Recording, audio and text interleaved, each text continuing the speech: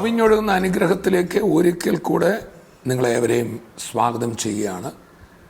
പ്രിയരെ, എനിക്ക് വളരെ സന്തോഷകരമായ ഒരു കാര്യം അറിയിക്കാനുണ്ട്. നമ്മളുടെ ഹെവൻലി ഫീസ്റ്റിൻ്റെ ആപ്പ്, മൊബൈൽ ഫോൺ, ടാബ്ലറ്റ്, നമ്മുടെ പല TV പ്ലാറ്റ്ഫോമുകളിലും നമുക്ക് ഡൗൺലോഡ് ചെയ്ത് 24 മണിക്കൂറും നമുക്ക് HFTV, നമ്മുടെ വെബ് TV കാണാനുള്ള അവസരം, കൂടാതെ നമ്മുടെ പ്രാർത്ഥനയ്ക്കായിട്ട് വിളിക്കുവാൻ, മറ്റ് ഹെവൻലി ഫീസ്റ്റിൻ്റെ ശുശ്രൂഷകളിൽ നമ്മുടെ മിഷൻ മന്ത്സിൽ കൊടുക്കുവാൻ, ഡൊണേറ്റ് ചെയ്യുവാൻ ഒക്കെ വേണ്ടതെല്ലാം ഒരു വിരൽത്തുമ്പിൽ നമുക്ക് ലഭിക്കുകയാണ്. iOS-ലും അതുപോലെ ആൻഡ്രോയിഡിലുമെല്ലാം നമ്മുടെ ഈ ആപ്പ് റെഡിയായിട്ടുണ്ട്. നിങ്ങളത് ഡൗൺലോഡ് ചെയ്യണം. നിങ്ങളുടെ ഫോണുകളിൽ, നിങ്ങളുടെ ടാബ്ലറ്റുകളിൽ, നിങ്ങളുടെ TV പ്ലാറ്റ്ഫോമുകളിൽ അത് ഡൗൺലോഡ് ചെയ്താൽ ലോകമെങ്ങും 24 മണിക്കൂറും ദൈവിക സന്ദേശം സദാ നമുക്ക് ലഭ്യമാണ്.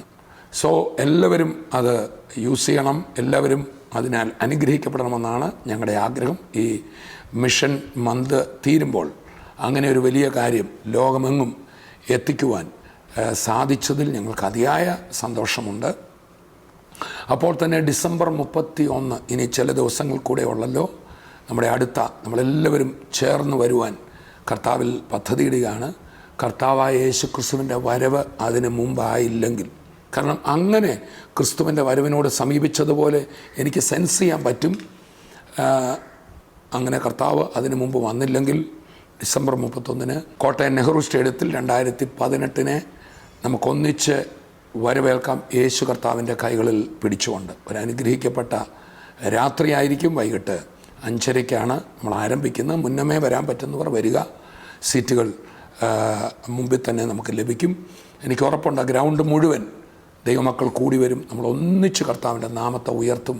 പുതുവർഷത്തിലേക്കുള്ള അനുഗ്രഹിക്കപ്പെട്ട സന്ദേശം നമുക്കുണ്ടായിരിക്കും. കർത്താവിൻ്റെ ദാസൻ തങ്കു ബ്രദർ ആ മീറ്റിംഗ് ലീഡ് ചെയ്യും. ഞങ്ങൾ രണ്ടുപേരും, കൂടാതെ എല്ലാ ദൈവദാസന്മാരും, കർത്താവിനാൽ ഉപയോഗിക്കപ്പെടുന്ന ദൈവമക്കൾ, നമ്മളെല്ലാവരും ചേർന്ന് കർത്താവിൻ്റെ നാമത്തെ ഉയർത്താൻ പോകുകയാണ്. ഏവരെയും ഞാൻ യേശു ക്രിസ്തുവിൻ്റെ നാമത്തിൽ സ്വാഗതം ചെയ്യുന്നു. ഞങ്ങൾ സാധാരണ ഓരോ മീറ്റിങ്ങിലേക്കും ഓരോ ഞായറാഴ്ചയിലും നിങ്ങളിവിടെ ഇങ്ങോട്ട് വാ എന്ന് പറയാറില്ല.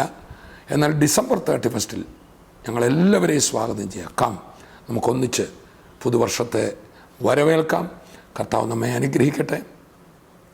പ്രിയപ്പെട്ടവരെ, നമ്മൾ കഴിഞ്ഞ എപ്പിസോഡിൽ കേട്ടുകൊണ്ടിരിക്കുകയായിരുന്നു, ഒരു കാഹളം കേൾക്കുവാൻ സമയം ആഗതമായിരിക്കുന്നു.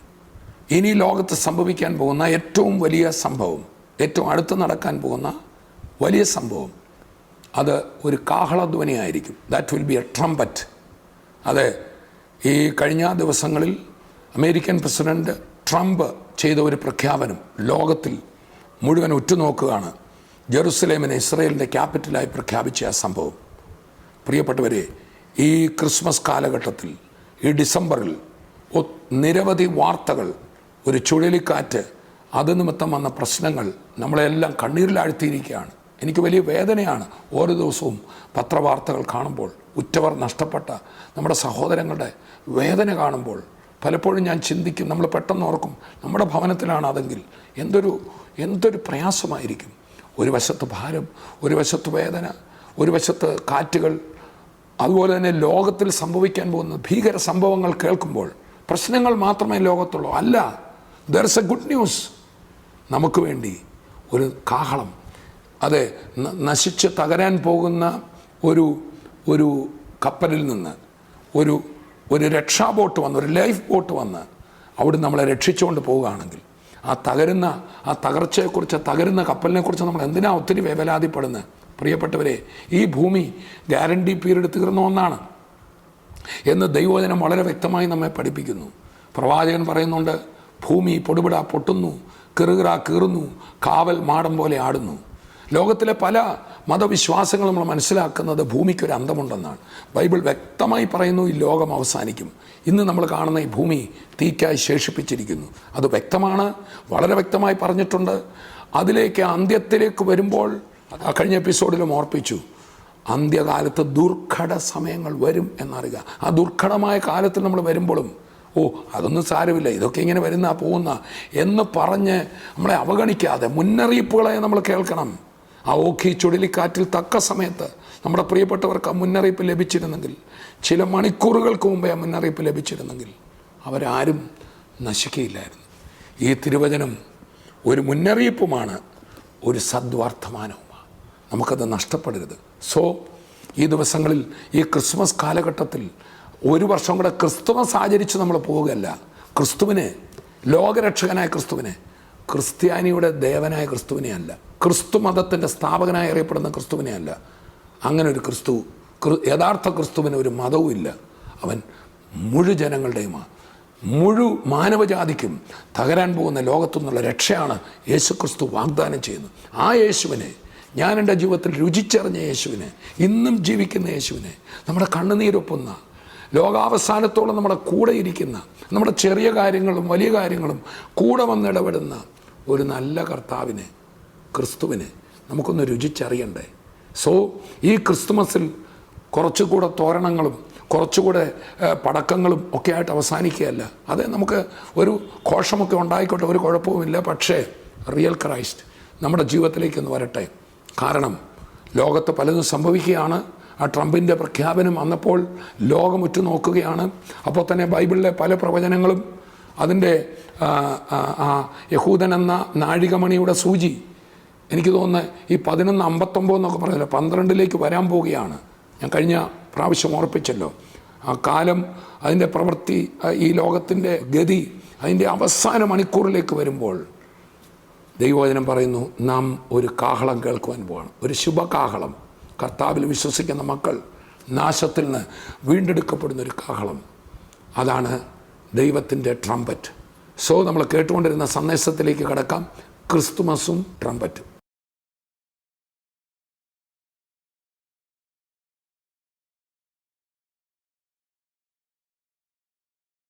കഴിഞ്ഞ എപ്പിസോഡിൽ ഞാൻ ഓർപ്പിച്ചല്ലോ, യഹൂദനാണ് ദൈവപ്രവൃത്തിയുടെ ഘടികാരസൂചി. റോമാലേഖനം 3-ാം അധ്യായം ആരംഭിക്കുന്ന യഹൂദൻ എന്തു വിശേഷത എന്ന് ചോദിച്ചതുകൊണ്ട്, അത് എഴുതിയ പൗലൂസ് ഒരു യഹൂദനായിരുന്നു. താൻ പറയുകയാണ്, യഹൂദജനം അവർ ക്രിസ്തുവിനെ ക്രൂശിച്ചവരാണ്, ദൈവപുത്രനെ ക്രൂശിച്ചവരാണ്. ദൈവം അവർക്ക് വേണ്ടി അയച്ച മശിഹായെ തിരിച്ചറിയാതെ കളഞ്ഞവരാണ് യഹൂദൻ. കഴിഞ്ഞ എപ്പിസോഡിൽ ഞാൻ ഓർപ്പിച്ചതുപോലെ, ദൈവം അവരുടെ പിതാവായ അബ്രഹാമിന് കൊടുത്ത വാഗ്ദത്തത്തിൽ ദൈവം വിശ്വസ്തനായിരുന്നു. ആ ഒറ്റ വാഗ്ദത്തത്തിൽ ഇന്നും ആ ജനതയെ ദൈവം പ്രത്യേകമായി കാത്തിരിക്കുകയാണ്. എന്നാൽ ഏറ്റവും ഹൃദയകാഠിന്യമുള്ളൊരു ജനം, ദൈവത്തോട് എതിർത്തിയൊരു ജനം, അതുകൊണ്ട് തന്നെ ദൈവ വഴി ദൈവത്തോട് മത്സരിച്ചപ്പോഴെല്ലാം അവർക്ക് ലോകത്തിലേക്ക് പ്രവാസങ്ങളുണ്ടായി. കഴിഞ്ഞ ക്ലാസ്സിൽ നമ്മളത് പറഞ്ഞല്ലോ. ആദ്യം ഈജിപ്തിലേക്ക് അവർ പ്രവാസികളായി പോകുന്നു. അതിനുശേഷം ക്രിസ്തുവിന് 700 വർഷങ്ങൾക്ക് മുമ്പ് ഒരു ഭാഗം, ഇസ്രായേലിൻ്റെ ഒരു ഭാഗം വടക്കേ രാഷ്ട്രം സിറിയയിലേക്ക് പ്രവാസികളായി പോകുന്നു. അതിനുശേഷം നെബൂഖദ്നേസറിൻ്റെ കാലത്ത് ക്രിസ്തുവിന് 606 വർഷങ്ങൾക്ക് മുമ്പ് യഹൂദന്മാർ ബാബിലോണിലേക്ക്, ഇന്നത്തെ ഇറാഖിലേക്ക് അവർക്ക് പ്രവാസമുണ്ടാകുന്നു. ബാബിലോൺ പ്രവാസം എന്നതിന് പറയുന്നു. അതാണ് 137-ാം സങ്കീർത്തനത്തിൽ, ബാബേൽ നദികളുടെ തീരത്തിരുന്നപ്പോൾ ഞങ്ങൾ കരഞ്ഞു. അവരുടെ നാടിനെ ഓർത്തവർ കരഞ്ഞു. അവരുടെ ദേവാലയം നഷ്ടപ്പെട്ടു. അവർക്കെപ്പോഴും ഒരു നാടായിരുന്നു അവരുടെ പ്രത്യാശ സ്ഥലം, ഒരാലയമായിരുന്നു.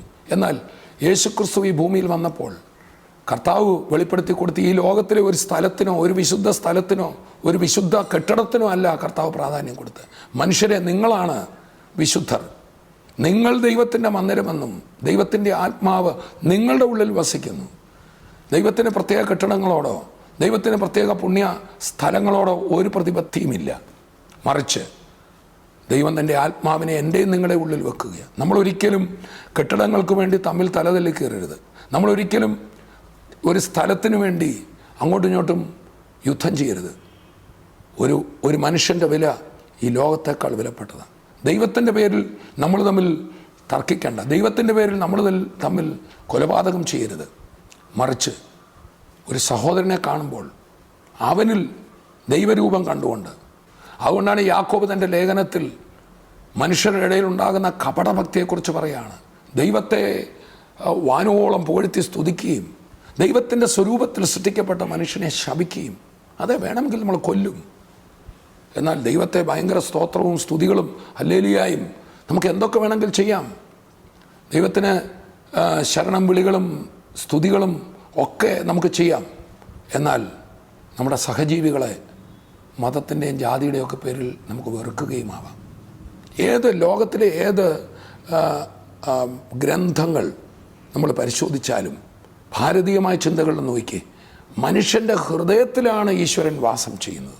ലോകത്തിലെവിടെ നിങ്ങൾ നോക്കൂ, ദൈവത്തെ അറിഞ്ഞ, ദൈവത്തെക്കുറിച്ച് അല്പമെങ്കിലും വെളിച്ചം കിട്ടിയ അപ്പോസ്തലന്മാർ, പ്രവാചകന്മാർ, മുനീശ്വരന്മാർ ഒക്കെ പറഞ്ഞ കാര്യം, മനുഷ്യ ഹൃദയങ്ങളിലാണ് ദൈവം വസിക്കുന്നത്. ഹൃദയമാണ് ദൈവത്തിൻ്റെ ആലയം, ക്ഷേത്രം. മനുഷ്യനാണ് ദൈവത്തിൻ്റെ സ്നേഹഭാജനങ്ങൾ. എന്നാൽ ദുഷ്ടനായ സാത്താൻ നമ്മുടെ കണ്ണ് കുരുടാക്കുകയാണ്. നമ്മൾ പള്ളികൾക്ക് വേണ്ടി വഴക്കുണ്ടാക്കുകയാണ്, സഭകൾക്ക് വേണ്ടി വഴക്കുണ്ടാക്കുകയാണ്. കക്ഷി പിരിഞ്ഞ് ക്രൈസ്തവരെന്ന് പറയുന്ന നമ്മൾ തന്നെ പലപ്പോഴും കണ്ണുകുരുടായി ഒരു കെട്ടിടത്തിന് വേണ്ടി വഴക്കുണ്ടാക്കുകയാണ്. ആലയങ്ങൾക്ക് വേണ്ടി, വിശുദ്ധ സ്ഥലങ്ങൾക്ക് വേണ്ടി നമ്മൾ വഴക്കുണ്ടാക്കുമ്പോൾ ദൈവത്തിൻ്റെ വചനം വളരെ വ്യക്തമായിട്ട് പറയുന്നു, ഈ സംഭവിക്കുന്ന കാര്യങ്ങളും കാണുമ്പോൾ ദൈവമക്കൾ തിരിച്ചറിയണം, സംഭവങ്ങൾ സംഭവിച്ചു തീരാറായി. ഇതുപോലെ യഹൂദൻ വളരെ അവർക്ക് ഏറ്റവും വിലപ്പെട്ടതായി കണ്ടിരുന്ന യെരുശലേം ദേവാലയം, ഞാൻ പറഞ്ഞല്ലോ, അവർ എല്ലാ കാലത്തും ചിതറിപ്പോയിരുന്നു. അവർ ലോക ജനതകളിൽ ചിതറിപ്പോയി. ക്രിസ്തുവിൻ്റെ ക്രൂശീകരണത്തിന് ശേഷം വീണ്ടും ലോകത്തിലെല്ലാം അവർ ചിതറി. നമുക്കറിയാം, കൊച്ചിയിൽ മട്ടാഞ്ചേരിയിലും ഒരു കൂട്ടർ വന്നു, ബോംബെയിൽ വന്നു, ലോകത്തിൽ അമേരിക്കയിൽ എന്ന് വേണ്ട ലോകത്തിലെ എല്ലാ ജനതകളിലും യഹൂദൻ ചിതറിപ്പോയി. ദൈവത്തെ വിട്ടതിൻ്റെ ചിതറൽ അവർക്കുണ്ടായി. അവർ ദൈവപുത്രനെ, ഇവനെ നിങ്ങൾക്ക് വേണോ ബറബാസിനെ വേണോ എന്ന് പീലാത്തോസ് ചോദിച്ചപ്പോൾ അവനെ ക്രൂശിക്കുക എന്ന് വിളിച്ച്, ഇവൻ്റെ രക്തം ഞങ്ങളുടെ മേലും ഞങ്ങളുടെ സന്തതിയുടെ മേലും വരട്ടെ എന്ന് പറഞ്ഞു. നമുക്കറിയാം, യെരുശലേമിനെ നോക്കിക്കൊണ്ട് കർത്താവ് ഇങ്ങനെ പറഞ്ഞു, യെരുശലേമേ യെരുശലേമേ, കോഴി തൻ്റെ കുഞ്ഞുങ്ങളെ ചിറകടിയിൽ മറയ്ക്കുന്ന പോലെ നിന്നെ മറച്ചുകൊള്ളുവാൻ എനിക്ക് എത്ര വട്ടം മനസ്സായിരുന്നു, നിനക്കോ മനസ്സായില്ല. അവർ ദൈവപുത്രനെ തള്ളിക്കളഞ്ഞു, അവരുടെ രക്ഷകനെ തള്ളിക്കളഞ്ഞു, അവർ കാർക്കിച്ചു തുപ്പി, അവരടിച്ചു.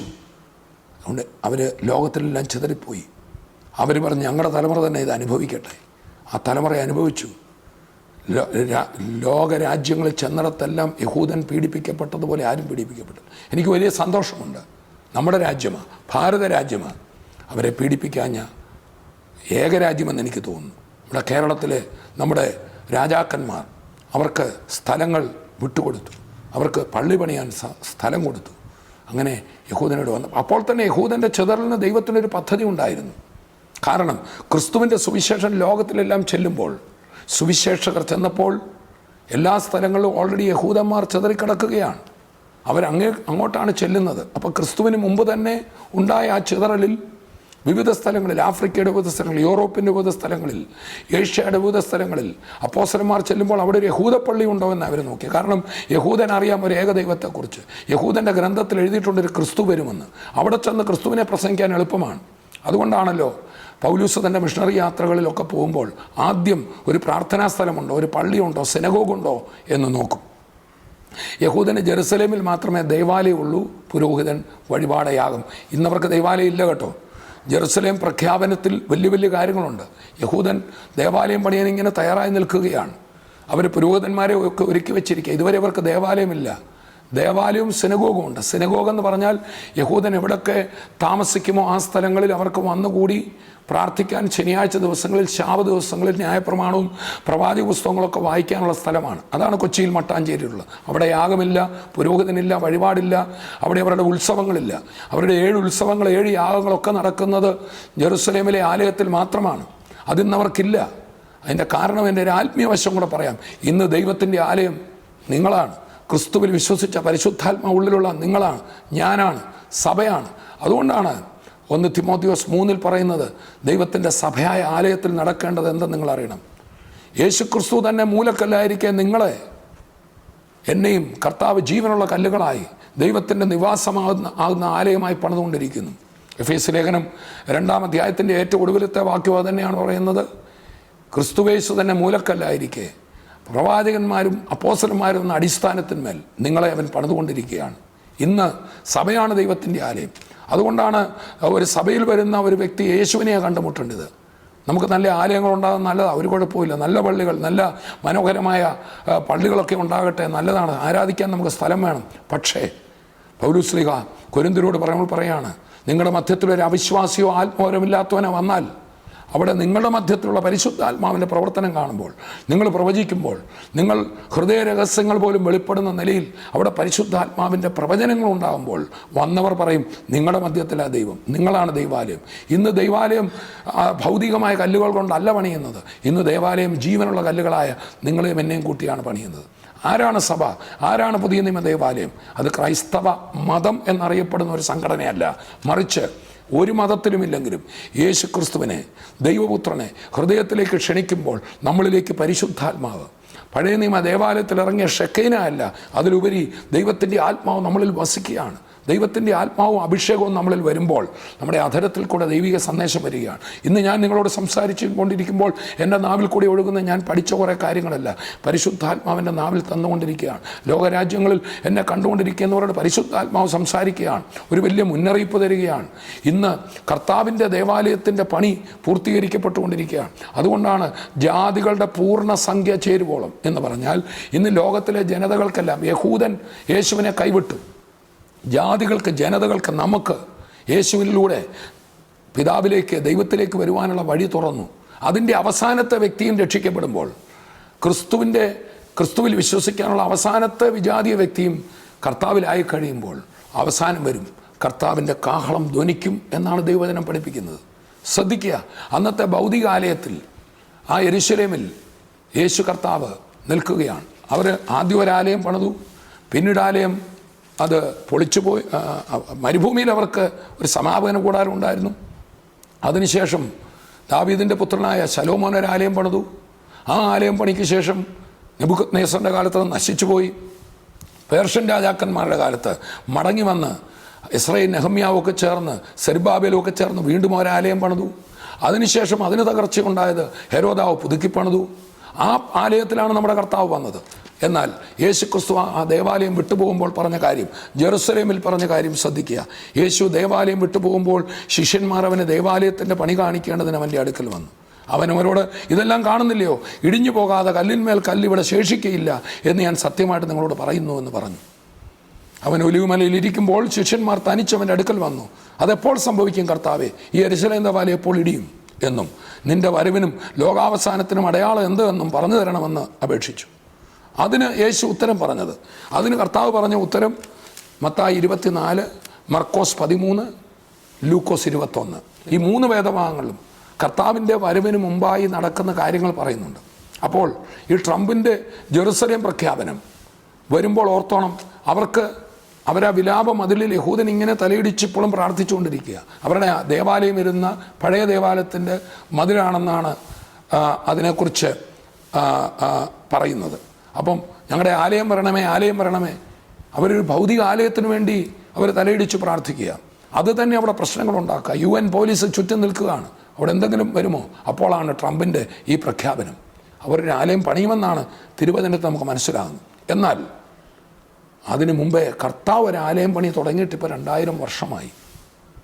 യേശു ക്രിസ്തു ജീവിതത്തിലേക്ക് വരുമ്പോൾ പരിശുദ്ധാത്മാവിൽ നിറഞ്ഞ് നമ്മൾ ജീവനുള്ള കല്ലുകളാകുകയാണ്. കർത്താവിനോട് ചേർത്ത് പണിയപ്പെടുവാൻ കർത്താവ് നമ്മളെ വിളിക്കുക. അതിനെക്കുറിച്ചാണ് പത്രോസ് ശ്ലീഹ പറയുന്നത്, മനുഷ്യർ തള്ളിയതെങ്കിലും ദൈവസന്നിധിയിൽ ശ്രേഷ്ഠവും മാന്യവുമായ ജീവനുള്ള കല്ലായ അവൻ്റെ അടുക്കൽ വന്നിട്ട് നിങ്ങളും ആത്മീയ ഗ്രഹമാകാൻ, പരിശുദ്ധാത്മാവിൻ്റെ ദേവാലയമാകുവാൻ നിങ്ങളെയും അവൻ വിളിക്കുകയാണ്. ക്രിസ്തു ഒരാളുടെ ഉള്ളിൽ വരുമ്പോൾ അവൻ ദേവാലയം മാറും. എന്തൊരു സമാധാനം, എന്തൊരു സന്തോഷം, നിത്യജീവൻ്റെ പ്രത്യാശ, പാപമോചനം. ഇതാണ് നമുക്കിപ്പോൾ വേണ്ടത്. ലോക സംഭവങ്ങൾ കാണുമ്പോൾ, ഈ ട്രംപിൻ്റെ വാക്കുകൾ കേൾക്കുമ്പോൾ അറിയുക, ഒരു ട്രംപറ്റ് മുഴങ്ങാൻ പോവുകയാണ്. അതെ, ലൂക്കോസിൻ്റെ സുവിശേഷം 21-ാം അധ്യായത്തിലേക്ക് നമുക്ക് വരാം. ഇതിന് മറുപടിയായി കർത്താവെ, നിൻ്റെ വരവ് എപ്പോൾ സംഭവിക്കും? ലോകാവസാനത്തിൻ്റെ ലക്ഷണം എന്താണ് എന്ന് ചോദിച്ചപ്പോൾ കർത്താവ് പറയുകയാണ്, ആ കാലത്ത് ഗർഭിണികൾക്ക് മുലകുടിപ്പിക്കുന്നവർക്ക് അയ്യോ കഷ്ടം. ദേശത്ത് വലിയ ഞെരുക്കവും ഈ ജനത്തിന്മേൽ ക്രോധവും ഉണ്ടാകും, യഹൂദൻ്റെ മേൽ. അവർ വാളിൻ്റെ വായ്ത്തലയാൽ വീഴുകയും അവരെ സകല ജാതികളിലേക്കും ബദ്ധരായി കൊണ്ടുപോവുകയും ജാതികളുടെ കാലം തികയോളം ജാതികൾ യെരൂശലേം ചവിട്ടുകയും ചെയ്യും. 2000 വർഷം, 1948 വരെ യഹൂദന് പിന്നെ ആ യെരുശലേമിൽ ചവിട്ടാൻ പറ്റിയില്ല. 1948 യഹൂദനവിടെ കാൽ ചവിട്ടി. പാലസ്തീനും ഇസ്രായേലും അത് പങ്കിടുമ്പോൾ ഇപ്പോൾ ട്രംപ് നടത്തിയിരിക്കുന്ന പ്രഖ്യാപനം ജെറുസലേമിനെ ഇസ്രായേലിൻ്റെ ക്യാപിറ്റലായി പ്രഖ്യാപിക്കുമ്പോൾ ഈ വാക്യവുമായിട്ട് അതിന് വളരെ ബന്ധമുണ്ട്. സൂര്യനിലും ചന്ദ്രനിലും നക്ഷത്രങ്ങളിലും ലക്ഷ്യങ്ങളുണ്ടാവും.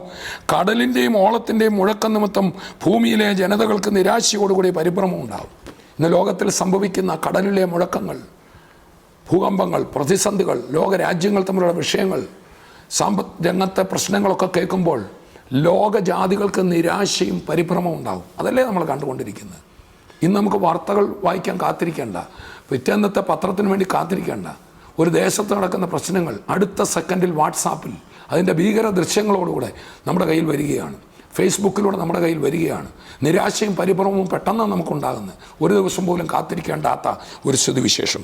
അവിടെ പറയാണ്, ആകാശത്തിൻ്റെ ശക്തികൾ ഇളകിപ്പോകുന്നതിനാൽ ഭൂലോകത്തിന് എന്ത് ഭവിപ്പാൻ പോകുന്നുവെന്ന് പേടിച്ചും നോക്കിപ്പാർത്തുകൊണ്ട് മനുഷ്യർ നിർജീവന്മാരാകും. അതാണ് ഈ കാലഘട്ടം. പക്ഷേ ഇവിടെ ഇതാ സദ്വർത്തമാനം. അപ്പോൾ മനുഷ്യപുത്രൻ ശക്തിയോടും മഹാ തേജസ്സോടും കൂടെ മേഘത്തിൽ വരുന്നത് അവർ കാണും. ഇത് സംഭവിച്ചു തുടങ്ങുമ്പോൾ, ഇത് സംഭവിക്കുമ്പോഴല്ല, സംഭവിച്ചു തുടങ്ങുമ്പോൾ നിങ്ങളുടെ വീണ്ടെടുപ്പ് അടുത്തു വരുന്നതുകൊണ്ട് നിവർന്ന് തല ഉയർത്തുവിൻ.